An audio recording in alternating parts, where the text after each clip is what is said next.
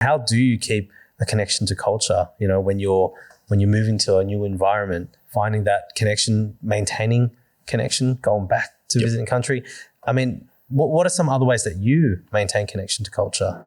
Firstly, I travel back onto country a lot, so I'm fortunate enough, and I know that I'm fortunate to have this. So is my connection to my country and my community and my family. Because not all people have that opportunity. You know, you have stolen generation and the impacts of that, which has led to a disconnection of some Aboriginal people being disconnected from their families.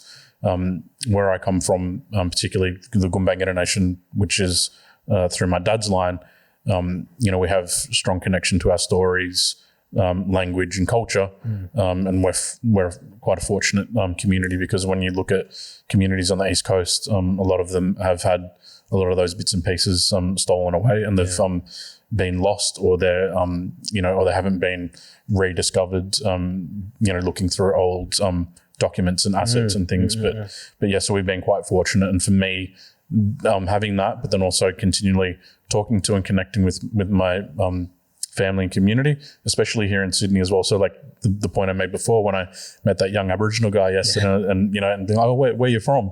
Like, those things are important as well, because after I had that conversation, and I was just like, oh, that's so amazing. Like, it's just, it's so great to be able to connect with a person and see like the connection that I have with them, even though that I've never met them before, and where they actually live is like 12 hours away from here.